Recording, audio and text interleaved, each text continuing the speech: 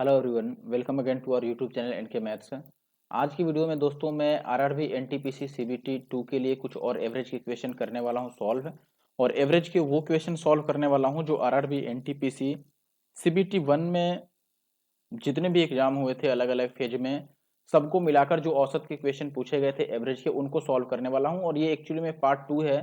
इसका पार्ट 1 मैंने already channel पे डाल रखा है, आप जाकर जरूर देखिए क्योंकि उसमें मैंने कुछ अच्छे कॉन्सेप्ट भी डिस्कस किए हैं और 30 क्वेश्चन उसमें लगभग मैंने सॉल्व किया है। और 30 टू 35 क्वेश्चन रह गए हैं जो मैं इस वीडियो में सॉल्व करूंगा। लेकिन इस वीडियो में और उस वीडियो में डिफरेंस क्या है कि पिछली वीडियो में मैंने पार्ट 1 में जिस तरह के क्वेश्चन कराए हैं, अगर उसी टाइप के क्वेश्चन मुझे मिले आगे तो मैंने उनको स्किप कर दिया, यानी कि उस टाइप के क्वेश्चन को मैंने इस वीडियो में नहीं रखा है। तो इस वीडियो में आपको सारे नए क्वेश्चन मिलेंगे जो पिछली वीडियो के जैसे नहीं होंगे। एक दो क्वेश्चन जो थोड़े टफ होंगे, कैलकुलेटिव होंगे और पिछली वीडियो में बताए क्वेश्चन के जैसे ही होंगे, उनको मैं इस वीडियो में शामिल कर लिया हूं मैंने। तो आप जरूर से उनको देख लीजिए। और मैं चाहूंगा कि अगर आप रेलवे एनटीपीसी सीबीटी 2 या फिर रेलवे ग्रुप डी की तैयारी कर रहे हैं तो जरूर से पूरी वीडियो को देखिए। और इसकी अगर पीडीएफ चाहिए आपको प्रैक्टिस करने के लिए तो हमारे Telegram group NK maths Nandu Kumar को ज्वाइन कीजिए। आप टेलीग्राम पे डायरेक्ट सर्च कर सकते हैं एनके मैथ्स नंदू कुमार और ज्वाइन कर सकते हैं, या फिर आप चाहें तो डिस्क्रिप्शन बॉक्स में लिंक मिल जाएगा, वहां से जाकर के देख सकते हैं। एक और बात मैंने बताई थी कि एवरेज की जो मैंने एक एसएससी सीजीएल और सीएचएसएल के लिए वीडियो बनाया था एवरेज के लिए, उसका लिंक आपको डिस्क्रिप्शन बॉक्स में मिल जाएगा। आप उन वीडियो को जरूर देख लीजिएगा पहले, क्योंकि कॉन्सेप्ट मैंने सारा उसी में डिस्कस कर रखा है। ठीक है, चलिए पहले क्वेश्चन शुरू करते हैं। और अगर आप चैनल पर नए हो तो चैनल को जरूर से सब्सक्राइब कर लेना दोस्त। और जो लोग पुराने लोग हैं वो वीडियो को लाइक करके ही जाना और शेयर करके जाना और कमेंट जरूर करना वीडियो देखने के बाद। ठीक है, चलिए आगे बढ़ते हैं और पहले क्वेश्चन शुरू। पहला सवाल है हमारे पास दोस्तों, किन्हीं 5 क्रमागत विषम प्रकृत संख्याओं का औसत p है। यदि पिछली 5 संख्याओं के ठीक बगल में 2 और लगातार विषम संख्याएं जोड़ दी जाती हैं तो नया औसत कितना बन जाएगा। इसके कहने का मतलब है कि 5 संख्याएं हैं लगातार विषम संख्याएं, 3 और 3 6 बना दिया मैंने, तो एक कम कर देता हूं। इसका कुछ औसत है, यहाँ पर p है। और ये कह रहा है कि इसके बाद इसके आगे वाले 2 और विषम संख्याएं मिला लें तो औसत क्या होगा। तो देखो, अगर ये विषम संख्याएं मैं शुरू से ही मान लूं कि ये 1 है, ये 3 है, अगला विषम संख्या 5 होता है, फिर 7, फिर 9 होता है, तो यहाँ पर एवरेज कितना बन रहा है तो आप बोलेंगे 5। अगर अगली 2 और हम इसमें ऑड नंबर्स ले लें तो 9 के आगे क्या आएगा, 11 आएगा ऑड नंबर, और 11 के बाद 13 आएगा। तो अब एवरेज कितना होगा, तो एवरेज होता है first plus last by 2। First में 1 है और लास्ट में 13 है, इनको जोड़ेंगे तो 14 आ जाएगा। 14 का आधा कितना हो गया, 7। यानी कि पहले एवरेज 5 था और अब एवरेज 7 हो गया, तो कितना बढ़ गया एवरेज बताओ, 2 बढ़ गया। यानी कि हमने जिसको p माना था वो 5 को माना था, p से अब 2 बढ़ जाएगा, तो नया एवरेज कितना बन जाएगा, p+2। ठीक है, पुराने औसत से 2 बढ़ जाएगा। तो पुराना औसत क्वेश्चन में p दे रखा है तो 2 बढ़ेगा। ठीक है, चलिए आगे। अगला सवाल कह रहा है कि एक कक्षा के छात्रों द्वारा एक परीक्षा में जो अंक मिले हैं, मार्क्स लाए हैं उन्होंने, वो ये मार्क्स लिख रखे हैं। अब ये कह रहा है कि इस पूरी कक्षा का औसत निकालो, यानी कि एवरेज निकालो, और उसके +2 और -2 के परिसर में यानी कि रेंज में कितने छात्र आ रहे हैं। यानी कि औसत से 2 ज्यादा और 2 कम जो मार्क्स बनेंगे उनके बीच में कितने स्टूडेंट आ रहे हैं जिन्होंने उनके बीच में मार्क्स लाए हुए हैं। तो पहले हम एवरेज निकाल लेते हैं इनका। एवरेज का मतलब हमें पता है कि एवरेज कैसे निकलता है, सम अपॉन का नंबर, यानी कि योग बटा संख्या। तो इन सबको अगर आप जोड़ते हो, इन सबको तो जोड़ करके ये बनेगा 168 168। और ये टोटल 8 संख्याएं हैं, तो 8 से डिवाइड कर लो। कितनी संख्याएं हैं देखो, 1 2 3 4 5 6 7 और 8। 8 से डिवाइड करेंगे तो ये 8 दूना 16, 8 एक बार में, यानी कि एवरेज 21 बन गया। तो ये कह रहा था कि रेंज बताओ, रेंज कैसा भाई, +2 और -2। अगर इसमें हम +2 कर लेंगे तो ये कितना बन जाएगा, 23 बन जाएगा, और अगर -2 कर लेंगे तो ये 19 बनेगा। तो ये कह रहा है कि 23 से लेकर 19 तक कितनी संख्याएं इसमें है शामिल, ये बताओ।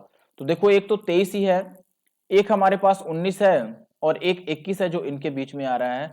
तो 3 ऐसे नंबर्स हैं, तो 3 ऐसे स्टूडेंट हैं जिन्होंने मार्क्स लाया है 23 और 19 से, मतलब 19 से लेकर के और 23 तक कितने स्टूडेंट ने नंबर लाए हैं, 3 ऐसे स्टूडेंट्स हैं। तो ऑप्शन बी जो होगा वो सही होगा। अगला सवाल देखिए, कह रहा है कि यदि डेटा के एक टुकड़े की प्रत्येक प्रविष्टि में 7 की वृद्धि कर दी जाए तो समांतर माध्य कितना बनेगा या उस पर क्या चेंज आएगा।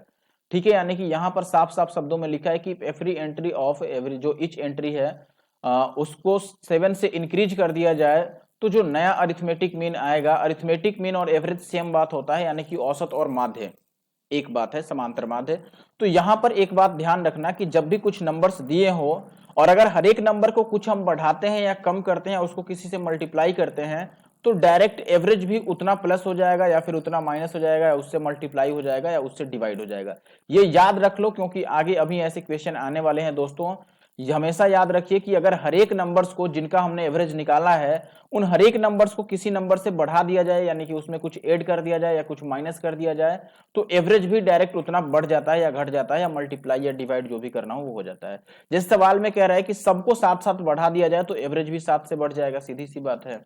आगे बढ़ते हैं। अगला सवाल है, प्रथम 10 प्राकृत संख्याओं के वर्गों का माध्य यानी कि औसत बताना है। प्रथम 10 प्राकृत संख्या कौन सी है भाई? 1 2 3 4 5, ये कहां तक? 10 तक। इनका हमें एवरेज नहीं बताना है, इनके स्क्वायर्स का एवरेज बताना है, तो स्क्वायर निकाल लो इनका ये। अच्छा बताओ कि एवरेज कैसे निकालते हैं? तो आप बोलेंगे कि एवरेज का जो फॉर्मूला होता है that is some upon number, यानी कि उनका योग बटा संख्या। तो योग कैसे निकालें बताओ? आपको ये फॉर्मूला पता होना चाहिए, 1 स्क्वायर प्लस 2 स्क्वायर ऐसे करके अगर n स्क्वायर तक ऐड करना होता है, यानी कि शुरू के n नेचुरल नंबर्स के स्क्वायर का सम निकालना हो, प्राकृतिक संख्याओं के वर्गों का योग निकालना हो, तो फॉर्मूला होता है n into n plus one और इंटू का 2n प्लस वन और अपॉन में 6। ठीक है, हमारे पास जो क्वेश्चन है इसमें n का मान 10 है, क्योंकि 10 संख्या है, तो अगर यहाँ 10 रख दें तो ये 10 और गुणा में n प्लस वन यानी कि 10 और 1 11 और 2n प्लस वन यानी कि 10 दुना 20 और 1 21 बटा 6 आएगा। ये काट लो तो आप बोलोगे 7 तियां 21 और ये 2 तियां 6 और ये 2 पच्चे 10, यानी कि ये आ गया हमारे पास 11 गुणा में 7 पच्चे 35। ये नंबर हमारे पास आ रहा है सम, और हमें एवरेज बताना था that is some upon number. तो सम हमारे पास आ गया 11 गुणा में 35, और नंबर्स कितने थे? 10 संख्याएं थी, तो 10 से भाग कर लेते हैं। तो ये 7 पच्चे 35 और 2 पच्चे 10, 11 सत्ते 77 बटा 2 आएगा, यानी कि ऑप्शन ए जो है ये सही उत्तर है। ठीक, अगला सवाल, एक कार्यालय के पूरे स्टाफ का औसत वेतन जो है वो 3560 है प्रत्येक माह। ठीक है, यानी कि पर मंथ। अधिकारियों का जो औसत वेतन है वो है 5400 रुपए प्रति माह, और गैर अधिकारियों यानी कि नन ऑफिसर्स का जो औसत वेतन है वो 2600 रुपए प्रति माह है। यदि अधिकारियों की संख्या 12 है तो कार्यालय में गैर अधिकारियों की संख्या बताइए। देखो डायरेक्ट हम एलिगेशन यहाँ पर अप्लाई कर रहे हैं, और ऐसा मैंने पार्ट 1 में भी करा रखा है, आप जरूर से जाकर के देख लीजिएगा। ठीक है, देखो एलिगेशन में हम ये लिख लेते हैं, एक साइड ऑफिसर्स को, एक साइड में नन ऑफिसर्स को लिख रहा हूं गैर अधिकारी।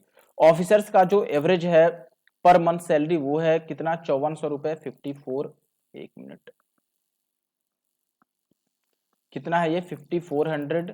और जो नन ऑफिसर्स हैं इनका जो औसत था वो था 2600 रुपए, तो इनका जो औसत वेतन है वो 2600 है पर मंथ। और सबको मिलाकर यानी कि पूरे स्टाफ को मिलाकर जो वेतन है वो है 3560, तो हम बीच में 3560 को रख लेंगे और क्रॉस इनका गैप लिख लेंगे, डिफरेंस।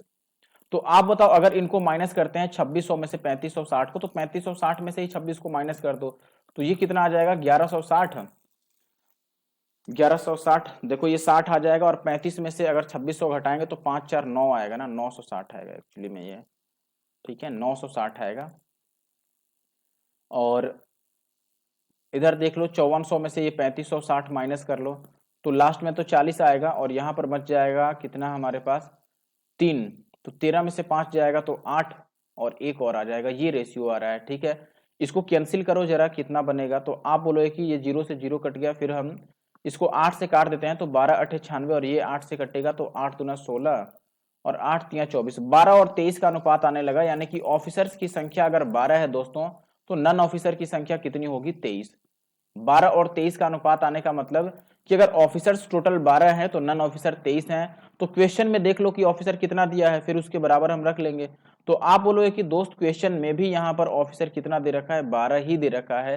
देखो क्वेश्चन में भी दे रखा है कि 12 ऑफिसर्स हैं, अधिकारियों की संख्या 12 है, तो अगर ये 12 है तो ये 23 ही होंगे, सीधी सी बात है, 23 के बराबर ही आंसर रह जाएगा। अगला सवाल देखो, ऐसा मैंने पार्ट 1 में भी कराया है। एबीसीडी का जो औसत वार है वो 56 केजी है, एबीसी का औसत वार 52 केजी है, सीडी का औसत 48 है। तो सी का मान बताओ। तो पहले हम A plus B plus C plus D लिख लेते हैं कि इनका योग कितना होगा। तो आप बोलेंगे कि 56 गुणा में 4, क्योंकि योग कैसे निकालते हैं दोस्तों? सम लिखते हैं हम एवरेज और इंटू का नंबर करके।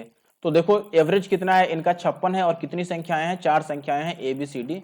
तो ये जो आ रहा है अपना, चाहो तो मल्टीप्लाई कर लो, 6 चौके 24 और 5 चौके 20 और 2 22, यानी कि 224 जो आ गया ये किसके बराबर आ गया? A plus B plus C plus D के। अब सवाल में कह रहा है कि केवल एबीसी का जो औसत है वो 52 है, तो केवल अगर ए प्लस बी प्लस सी निकालोगे तो ये 52 गुणा में 3 आएगा, क्योंकि औसत 52 है और 3 संख्याएं तो 2 तियां 6 5 तियां 15, ये 156 आ गया। अब ये कह रहा है कि C प्लस डी, देखो C प्लस डी कितना है, इनका औसत जो है वो 48 है, तो इनका योग 96 हो जाएगा, दो संख्याएं हैं तो 48 गुना 2, और हमसे C का मान पूछा है। तो हम कई तरीके से निकाल सकते हैं। सबसे आसान रहेगा कि हम इसमें से इसको माइनस कर देते हैं। अगर माइनस करेंगे तो देखो ए बी सी कट जाएगा और बचेगा हमारे पास केवल डी का मान, और इसमें से इसे माइनस कर दो तो 14 में से 6 जाएगा तो कितना बचेगा 8, और यहां बच गया 21 में से 15 जाएगा तो 6, तो 68 डी का मान हो गया। तो हम देखो यहां पर सी और प्लस डी के जगह पर 68 रख सकते हैं इक्वल टू 96। तो सी का मान कितना आ जाएगा, 16 में से 8 गया तो 8, और 7 में से 6 गया तो 7 नहीं 8 में से 6 गया 2, 28 आएगा, यानी कि ऑप्शन सी सही है। देखो दोस्त, अगर वीडियो में जरा से भी आपको मजा आ रहा है, वीडियो में थोड़ा सा भी इंटरेस्ट आ रहा है और वीडियो आपके लिए थोड़ा सा भी हेल्पफुल है तो जरूर से मुझे कमेंट करके बताएं और वीडियो को लाइक जरूर करें और शेयर भी कर दें। आगे बढ़ते हैं। अब अगला सवाल कह रहा है कि यदि A1 A2 A3 और A4, देखो ये सब A1 A1 A2 A3 A4 लिखा है, आप समझ लीजिएगा। इनका जो औसत है यानी कि एवरेज है, ये मैंने एवरेज बनाया, एक्चुअली में रेशियो टाइप हो गया था तो वहां औसत होगा। जो एवरेज है ये है 19.5 19.5, यहां पर भी देखो पॉइंट है और इधर 5 है। अब ये कह रहा है कि A1 की वैल्यू 21 है और A2 A1 और A3 A1 A2 और A3 का जो औसत है वो A2 A3 और A4 की औसत के बराबर है। समतुल्य का मतलब बराबर है, इक्विवेलेंट है, ठीक है। तो ये कह रहा है कि A4 का मान बताओ कि कितना होगा। सबसे पहले देखो कि A1 A2 A3 A4 इनका औसत दे रखा है 19.5, तो अगर मैं इनका सम लिखूं A1 plus A2 plus A3 और प्लस A4 तो ये आएगा औसत गुणा में संख्या, औसत है 19.5, इसको 4 से मल्टीप्लाई कर देंगे क्योंकि 4 संख्याएं हैं तो 19 चौके 76 और 2 ये 78 हो जाएगा। अब अगर मैं ये बोलूं कि देखो A1 का मान तो क्वेश्चन में गिवन था कि A1 जो था ये 21 था, तो यहां से आप ये बोल सकते हैं कि A2 प्लस A3 और प्लस A4 का मान कितना होगा। इस 21 को इधर लाके हम 78 में से माइनस कर देते हैं तो ये आ जाएगा 7 और 5 यानी कि 57। अब अगर A2 plus A3 plus A4 57 है और क्वेश्चन में ये भी कह रहा है क्वेश्चन में कि A2 A3 और A4 इनका जो औसत है और साथ में A1 A2 और A3 A1 A2 और A3 का औसत है, ये दोनों बराबर है तो इनका योग भी बराबर होगा। देखो अगर औसत बराबर है तो योग भी बराबर होगा, यानी कि हम ये कह सकते हैं कि देखो A1 यहाँ पर A1 है, फिर A2 है और फिर A3 है, A1 A2 और A3 का भी जो सम होगा ये भी 57 होगा, क्योंकि इनका और इनका औसत बराबर था। अगर एवरेज बराबर है तो सम भी बराबर हो गया, तो हमने सम को भी बराबर कर लिया। अब अगर ये सम बराबर है तो दोनों को सेम कर दो। हम ये कह लेते हैं कि A2 plus A3 plus A4, यानी कि ये वाली पूरी संख्याएं एक्चुअली में इनके बराबर हो गई, यानी कि ये किसके बराबर हो गए, A1 प्लस A2 और प्लस A3 के बराबर हो गए। तो यहां से जो कैंसिल हो सकता है कि देखो दोनों साइड A2 है और A3 है तो ये कैंसिल हो गया। तो आप बोलें कि A4 एक्चुअली में A1 के बराबर आ गया, और A1 सवाल में 21 दिया हुआ था तो A4 भी कितना हो गया अपने पास 21 हो गया, ठीक है, यानी कि ऑप्शन डी सही है। आगे बढ़ते हैं। अगला सवाल कह रहा है कि 10 सेब के नमूने में एक सेब का जो औसत वजन की गणना की गई है,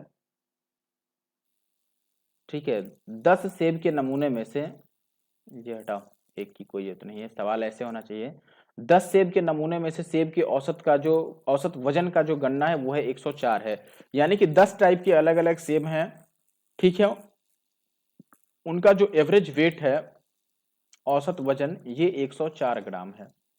अब ये कह रहा है कि बाद में पता चला दोस्तों कि तोल ने, यानी कि जो बैलेंस है, तराजू है, उसने क्या किया है, उसमें हर एक सेब जो है उसका वजन 20 ग्राम कम दिखाया था।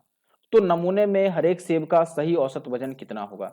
अब बताओ, सबको अगर 20 कम दिखाया था, यानी कि ओवरऑल एवरेज भी क्या दिखाया है, ये भी 20 कम दिखाया है, 20 ग्राम कम दिखाया है।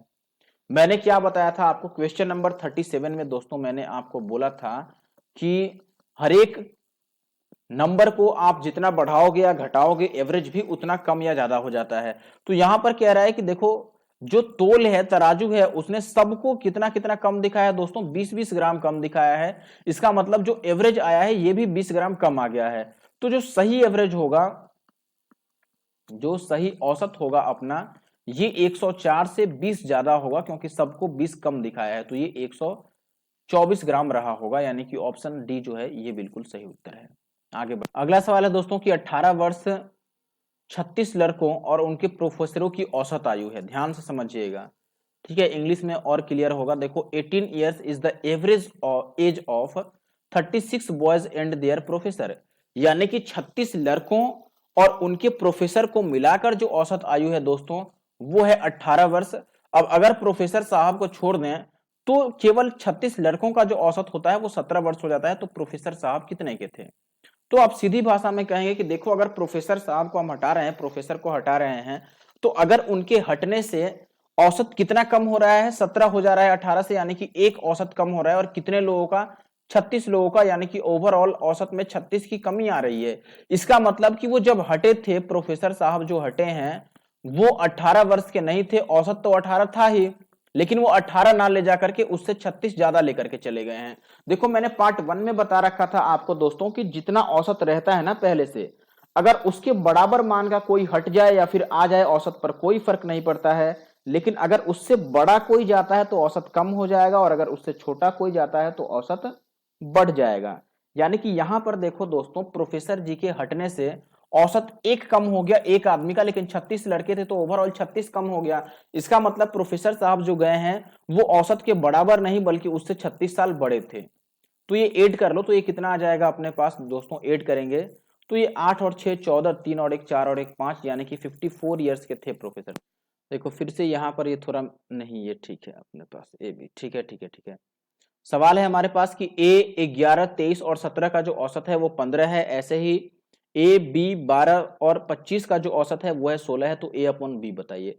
देखो सबसे पहले अगर हम डेविएशन पर काम कर लें, या तो आप औसत का फॉर्मूला लगा लें योग बटा संख्या करके और ए का मान निकाल लें, या डेविएशन चेक कर लें कि अगर औसत मान लो 15 है तो ये 15 से 2 ज्यादा है, ये 15 से 8 ज्यादा है। देखो एक मिनट, ये 15 से कितना ज्यादा है? 8 एक्स्ट्रा है, और ये 15 से 4 कम है। तो ए की वैल्यू कितनी आनी चाहिए बताओ? 8 और 2 10 ज्यादा है और 4 कम है, यानी कि ओवरऑल 6 एक्स्ट्रा आ रहा है। यानी कि ए का मान औसत से 6 कम ही रहा होगा, तो 15 से 6 कम आएगा, यानी कि ए का मान 9 आएगा। अब बात कर लेते हैं बी के लिए। तो दूसरे वाले केस में देखो यहां पर औसत 16 है, तो सबको 16 के बराबर आप चेक कर लो। देखो ये 25 है, यानी कि 16 से 9 ज्यादा है, ठीक है। ये 12 है तो 16 से 4 कम है, और ए की वैल्यू हमारे पास 9 आ चुकी है, तो ये 16 से 7 कम है। यानी कि ओवरऑल 7 और 4 11 कम है और 9 ज्यादा है। तो 11 कम और 9 ज्यादा का मतलब हो गया कि ओवरऑल 2 की कमी रह गई, ठीक है, 2 की कमी रह गई। यानी कि जो बी होगा वो 2 ज्यादा होगा औसत से। तो औसत अगर 16 है तो इससे ये 2 ज्यादा होगा, यानी कि 18। और अब हमें ए बाई बी बताना था, तो ए का मान 9 और बी का मान 18 आ गया, काटोगे 1/2 आ जाएगा, यानी कि ऑप्शन बी सही है। अगला सवाल कह रहा है कि 101 से अधिक प्रत्येक पूर्ण वर्ग में से राहुल 5 घटाता है और राहुल द्वारा प्राप्त की गई संख्याओं का औसत बताओ। देखो पहले तो यहां पर सवाल का आप मतलब समझ लो कि सवाल का मतलब क्या। सवाल में कह रहा है कि 101 से कम जिसके भी परफेक्ट स्क्वायर है, यानी कि जिसका स्क्वायर 101 से छोटा है, उन हरेक नंबर्स का एवरेज निकालो। और राहुल ने क्या किया है कि हरेक नंबर की स्क्वायर में से, देखो हरेक नंबर की स्क्वायर में से 5-5 कम कर दिया है, तो उसके बाद जो नंबर्स आएंगे उनका औसत बताना है। तो देखो अगर हरेक नंबर में से 5-5 कम कर दिया तो हम क्या करते हैं कि औसत ही निकाल लेते हैं पहले ही, और बाद में 5 कम कर देंगे, क्योंकि जो हरेक नंबर में चेंज होता है वो औसत में डायरेक्ट चेंज हो जाता है। तो पहले ही औसत निकालो, और एवरेज किसका निकालना होगा? उन नंबर्स का जिनका स्क्वायर 101 से छोटा है। तो आप बोलें कि वो संख्याएं तो 1 से लेकर 10 तक ही होंगी, क्योंकि 10 का स्क्वायर ही दोस्तों 100 से छोटा होता है, सॉरी 101 से छोटा होता है। उसके बाद जो संख्या होगी 11वीं 12वीं 13वीं, इनका जो स्क्वायर होगा वो 101 से ज्यादा हो जाएगा। तो हमें 1 के स्क्वायर से 10 के स्क्वायर तक का जो स्क्वायर करने के बाद नंबर्स मिलेंगे उनका औसत निकालना है। फिर से मैं बोलूंगा कि एवरेज जो होता है that is some upon number. तो सम कैसे लिखेंगे? देखो इनका सम हमने निकाला था पिछले क्वेश्चन में एक, ठीक है, 1 का स्क्वायर प्लस 2 का स्क्वायर प्लस 3 का स्क्वायर डैश डैश 10 का स्क्वायर। तो हमने बोला था कि ये कैसे निकलेगा? n into n plus 1 into 2n plus 1/2 करके। तो अगर फॉर्मूला अप्लाई करोगे तो आप बोलोगे कि n 11 है, तो 11 पहले 10 लिखेंगे ना, n और इंटू n प्लस 1 यानी कि 11, और फिर 21/6 आया था, और इसका मान टोटल कितना आ गया था? 55 और गुना का 7 आया था, ठीक है। तो यही मैं डायरेक्ट यहां पर सम के जगह पर रख लेता हूं, this is 55 into 7 upon numbers कितने हैं, तो आप बोले कि टोटल ये 10 नंबर हैं 1 से लेकर 10 तक, तो ये 10 आ गया। तो ये आ गया 7×5 35 का 5, और 7×5 35 और 3 38.5 आ गया, यानी कि एवरेज 38.5 है। तो जो एक्चुअल एवरेज होगा, एक्चुअल एवरेज, ये 5 कम कर देना है हमें, क्योंकि उसने सारे नंबर्स को 5-5 घटा दिया है। तो ये 33.5 आएगा, यानी कि ऑप्शन सी जो है वो सही उत्तर है। ठीक है, ये भी आप देख सकते हैं हमारा इंस्टाग्राम, यूट्यूब, टेलीग्राम सब पे यही सेम नाम है एनके मैथ्स नंदू कुमार। तो आप जरूर से इंस्टाग्राम और यूट्यूब पे हो, अगर आप इंस्टाग्राम पे अगर हो तो वहां पर फॉलो कर लो, और यूट्यूब पर आप तो जरूर से सब्सक्राइब करके रखो, क्योंकि ऐसे और भी वीडियो आपको मिलते रहेंगे टाइम टू टाइम। और टेलीग्राम ज्वाइन कर लो अगर आप कोई डाउट पूछना चाहते हो, या फिर डायरेक्ट इसकी पीडीएफ चाहते हो तो आप टेलीग्राम ग्रुप ज्वाइन कर लो। आगे बढ़ते हैं। अगला सवाल है दोस्तों, 6 धनात्मक पूर्णांकों का जो औसत है वो है 55। इन 6 संख्याओं में से सबसे बड़ी और सबसे छोटी संख्याओं का जो अंतर है वो 24 है। तो इनमें से 6 पूर्णांकों में से जो सबसे बड़ी संभव अधिकतम मान हो सकता है वो क्या हो सकता है, बताना है हमें। ठीक है, बहुत अच्छा। देखिए सवाल थोड़ा अच्छा लगा हमें। यहां पर ये कह रहा है कि 6 संख्याएं हैं, पहली बात कि 6 संख्याएं हैं, इनका औसत जो है वो है 55। तो अगर मैं इनका योग लिखूं यानी कि सम, तो आपको पता है सम होता है औसत गुना में संख्या। तो 6 संख्याएं हैं और औसत 55 है, तो ये 6 गुना में 55 बनेगा, यानी कि 330 बन जाएगा। तो योग इनका 330 आ गया। ठीक है, ये 3 लिखा है हमने, 330 आ गया। अब कह रहा है कि सबसे बड़ी संख्या और सबसे छोटी संख्या में जो अंतर है वो 24 का है, यानी कि मैं सबसे छोटी संख्या को मान लेता हूं कुछ लेट से x। मैं यहां पर कह रहा हूं कि जो सबसे छोटी संख्या होगी, सबसे छोटी संख्या, इसको मैंने बोल दिया कि ये x है, स्मॉलेस्ट नंबर हमने लिखा। ठीक है, तो जो सबसे बड़ी संख्या होगी यानी कि जो बिगेस्ट नंबर होगी या फिर लार्जेस्ट नंबर आप बोल दो, सबसे बड़ी संख्या ये कितनी बनेगी, तो आप बोलेंगे कि ये 24 ज्यादा होगा क्योंकि दोनों में 24 का गैप है। ये क्लियर है। अब सवाल में क्या कह रहा है दोस्तों, सवाल में ये बात बोल रहा है, ध्यान दीजिएगा, सवाल में ये बात बोल रहा है कि 6 संख्याओं में से जो सबसे बड़ा पॉसिबल वैल्यू हो सकता है वो कितना हो सकता है। तो हम ये कहेंगे कि देखो जब भी सबसे बड़ा वैल्यू पूछे तो बाकी नंबर्स को हमें छोटा रखना पड़ेगा। अगर सम की बात कर रहे हैं, जैसे मान लो मैंने ये कह दिया कि 2 नंबर्स हैं ए और बी, इनका सम है 10। अब देखो अगर आप ए को 3 लेते हो तो बी कितना आ जाएगा 7, तभी तो इनका सम आएगा 10। अब देखो अगर आप ए को कम लोगे यानी कि इसको 2 लोगे तो ये 8 बन जाएगा, ये बढ़ जा रहा है। अगर इसको और एक कम कर देते हो एक, तो ये 9 बन गया। और इसको कम कर दो, अगर 0 है तो ये 10 बन गया, और कम करो -1 लोगे तो ये 11 बन जाएगा। मेरे कहने का क्या मतलब है दोस्तों कि जैसे जैसे आप इस नंबर को छोटा लिख रहे हो ना तो ये नंबर बड़ा आ रहा है। यानी कि अगर कुछ नंबर्स को ऐड करने से एक फिक्स वैल्यू मिल रही है, तो इसमें से किसी एक नंबर को आपको बहुत बड़ा लेना है, तो जो दूसरा नंबर बचेगा उसको बहुत छोटा लेना पड़ेगा। ठीक है, एक नंबर अगर हम बहुत छोटा कर दें, उसको मिनिमम कर दें, तो जो दूसरा नंबर आएगा वो मैक्सिमम आएगा, यानी कि सबसे बड़ा बन जाएगा। तो हमें क्या करना होगा कि 6 संख्याएं हैं ना, तो 5 संख्याओं को छोटा से छोटा करना पड़ेगा, यानी कि जो 5 नंबर्स होंगे उनको मिनिमम लेना पड़ेगा, तो बाकी का जो लास्ट नंबर बचेगा वो मैक्सिमम बच जाएगा। तो अब मैं लिखता हूं कि इनका सम कितना आएगा, जरा ध्यान देना। तो 5 जो संख्याएं हैं उनको मैं x x ही ले लेता हूं, पहली संख्या उसको सबसे छोटा मैंने मान लिया x, और बाकी की जो संख्याएं हैं ना उनको भी सबसे छोटा ही मानेंगे, तो दूसरी संख्या भी x, तीसरी भी सबसे छोटी, चौथी भी सबसे छोटी, पांचवी भी सबसे छोटी, और जो छठी संख्या है वो सबसे बड़ी, दैट इज x + 24।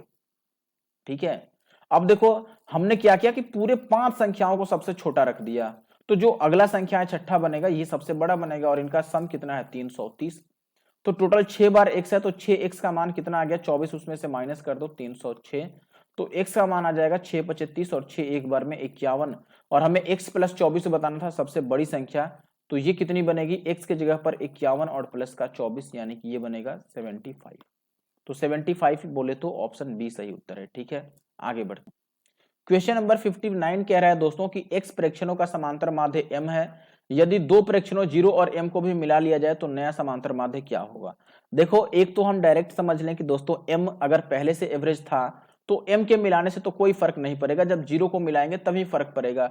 और फर्क क्या पड़ेगा, पहले से एवरेज m है, अगर 0 को मिला लें तो 0 तो कुछ भी नहीं लेकर के आया, बताओ, तो ये आएगा तो इसको m के बराबर देना पड़ेगा, यानी कि ये सबका मान m कम कर देगा। और कितने लोगों का m कम करेगा बताओ, पहले से x थे और 2 आ रहे हैं 0 और m, यानी कि 1 से 2 ज्यादा हो गए, तो ये आंसर आएगा एक्चुअली में। अगर m कॉमन ले लें तो ये आ जाएगा हमारे पास x + 2 - 1/x + 2, यानी कि ये आ जाएगा m × x + 1/x + 2, यानी कि ये सही है। देखो मुझे लगता है कि आप शायद ये ना समझ पाए हो, तो एक बार मैं बेसिक से करके बता देता हूं कि पहले से जो योग था यानी कि सम था, वो कितना था, सम होता है औसत गुना में संख्या, तो औसत था m और संख्या थी x, तो ये m इंटू एक्स आ जाता। और जो नया योग आएगा यानी कि न्यू सम जो आएगा नया योग, ये कितना आएगा? आप बोलोगे कि देखो mx तो पहले से था, अब दो संख्याएं हम मिला रहे हैं, एक m को मिला रहे हैं, एक 0 को मिला रहे हैं, तो जो नया योग आ गया वो m इंटू एक्स प्लस 1 आ गया। और जो नई संख्याएं हैं यानी कि कुल संख्याएं हैं, ये कितनी है? तो आप बोलेंगे कि देखो भाई, कुल संख्या की बात करें ना तो पहले से एक संख्याएं थी, अब और दो संख्याएं आ गई। कौन कौन सी? एक तो 0 आ गया और एक m आ गया, तो दो संख्याएं आ गई, तो कुल संख्या इतनी हो गई। तो अब हम औसत लिख लेते हैं कि औसत कैसे लिखते हैं, तो आप बोलते हैं योग बटा संख्या। तो योग हमने ये लिख रखा है, दिस इज m और इंटू का x प्लस 1 और संख्या हो गया x प्लस 2, तो अभी भी ऑप्शन डी सही है। नेक्स्ट क्वेश्चन अपने पास है कि 11 संख्याओं का जो माध्य है वो है 44। यदि पहली 6 संख्याओं का माध्य 39 और अंतिम 6 संख्याओं का माध्य 48 है, तो छठी संख्या क्या है? देखो हम टोटल 12 संख्याओं का निकाल लेते हैं और उसमें से 11 संख्याओं को माइनस कर देंगे, तो छठी संख्या बच जाएगी। या फिर आप डायरेक्ट डेविएशन चेक कर लो, जो 6th नंबर होगा, देखो पहले हम 12 संख्याओं का निकालते हैं। 6 संख्याओं का योग कितना होगा? 6 गुणा में 39 शुरू के। आखिरी 6 संख्याओं का योग कितना होगा? तो 6 गुणा में 48। तो ये 6 और 6 12 संख्याओं का निकल गया ना, इसमें से 11 संख्याओं का औसत 44 हम माइनस कर देते हैं, तो जो बचेगा वो छठी संख्या बच जाएगा। हम यूनिट डिजिट पे अब काम कर लेते हैं। देखो ये 6 9 54 यानी कि 4 आ रहा है, ये 6 8 48 यानी कि 8 आ रहा है, और माइनस ये 11 4 एकम 4 आ रहा है, तो ये 4 और 4 8 से तो 8 कैंसिल ही हो जाएगा क्या? नहीं, 4 से 4 कैंसिल हो गया तो 8 बच गया ना, यानी कि यूनिट डिजिट पे 8 आएगा, तो ये आंसर होगा। यानी कि लास्ट का अंक कौन सा हो रहा है ये हमने चेक कर लिया, क्योंकि ऑप्शन में हर एक में लास्ट का अंक अलग अलग है, तो हमने देख लिया कि भाई लास्ट का अंक किसका कितना आ रहा है। जो सही आंसर बन रहा है उसमें लास्ट का अंक 8 आ रहा है, तो हमने देख लिया यूनिट डिजिट किसमें 8 होगा। बस आगे बढ़ते हैं। अब अगला सवाल है कि 25 छात्रों के एक समूह द्वारा प्राप्त जो औसत अंक है वो कितना है? 36। 25 छात्रों का औसत अंक 36 है। एक छात्र ने समूह छोड़ दिया, जिसके कारण जो शेष छात्रों का औसत हो गया वो बढ़ के 37.5 हो गया। ठीक है, अब ये कह रहा है कि इसके तुरंत बाद एक और छात्र उसी समूह में शामिल हो गया और उसके आने से जो नया औसत हो गया वो कम होकर 37.2 रह गया। तो छोड़ने वाले विद्यार्थी और समूह में शामिल होने वाले विद्यार्थियों का औसत अंक बताइए। ठीक है, बहुत अच्छी। देखो हम सबसे पहले ये बात कर लेते हैं कि जो गया है, ठीक है, यानी कि जो जाने वाला है, जाने वाले का अगर मैं एवरेज की बात करूं कि इसका एवरेज हम कैसे निकालें, तो आप बोलें कि देखो पहले से जो औसत था वो 36 था, तो जाने वाला अगर 36 के बराबर ही लेके जाता तो औसत पर कोई फर्क नहीं पड़ता, लेकिन उसके जाने से औसत 37.5 हो गया है, यानी कि 1.5 बढ़ गया है, 1.5 बढ़ गया। कितने लोगों का 1.5 बढ़ गया? तो आप बोलेंगे 24 लोगों का, क्योंकि पहले से 25 थे, उसमें से एक चला गया, तो 24 लोगों का 1.5 बढ़ गया। तो ओवरऑल कितना बढ़ा? 24 और 12 36 बढ़ गया ना ओवरऑल।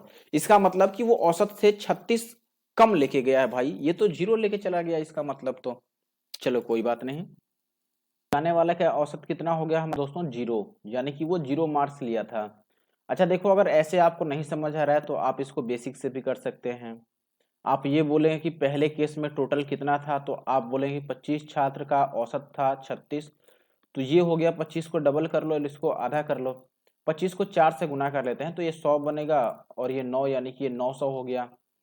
ठीक है, दूसरे केस में टोटल कितना है, तो आप बोलेंगे दूसरे केस में औसत हो गया है 37.5 और लोग कितने हो गए हैं? 24। बात समझ रहे हो? 24 क्यों हो गए हैं? क्योंकि पहले से 25 छात्र थे।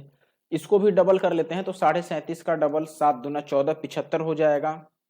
ठीक है, एक बार और 4 से गुना कर लेते हैं तो 75 चौके 300 हो जाएगा, यानी कि यहां से 8 कम हो जाएगा, तो ये 3 3 9, ये भी 900 है।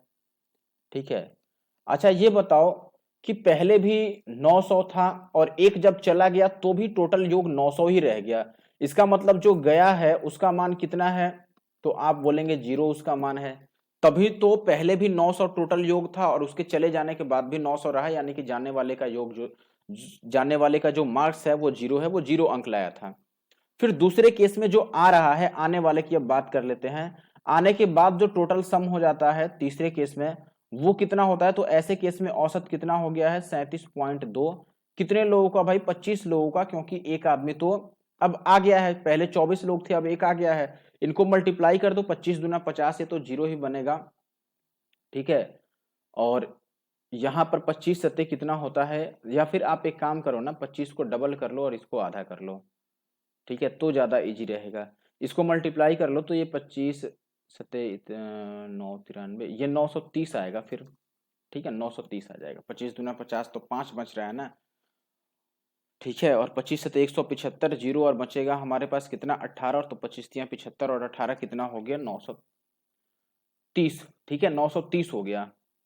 तो अब बताओ कि जो आया है उसका एज कितना है, आने वाले का जो एज है या फिर मार्क्स जो भी कह रहा है, पहले से देखो कितना था, 900 था, और उसके आने के बाद 930 हो गया, तो जो आया है उसके मार्क्स 30 हैं। तो अब आने वाले का और जाने वाले का औसत बताना है, तो एवरेज निकाल दो, जाने वाला 0 था, आने वाला 30 है, इनका औसत बताना है, तो जोड़कर आधा कर देते हैं।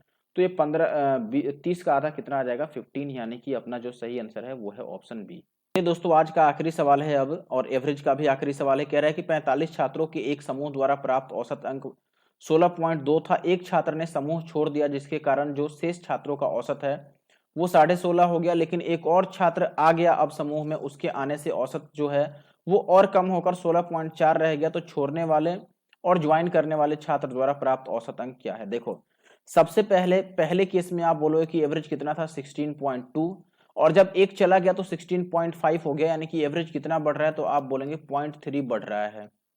एक आदमी का 0.3 बढ़ रहा है, लेकिन अब 45 में से एक चला गया तो 44 छात्र रह गए, तो ओवरऑल कितना का इंक्रीज हो गया, 4 तियां 12 और 1 13, यानी कि 13.2 इंक्रीज हो रहा है। इसका मतलब जो गया है ना वो 13.2 कम ही लेके गया है, तो उसका मान कितना होगा, औसत अगर 16.2 है, इसमें से 13.2 वो कम लेके गया है, तो उसका मान 3 होगा जाने वाले का।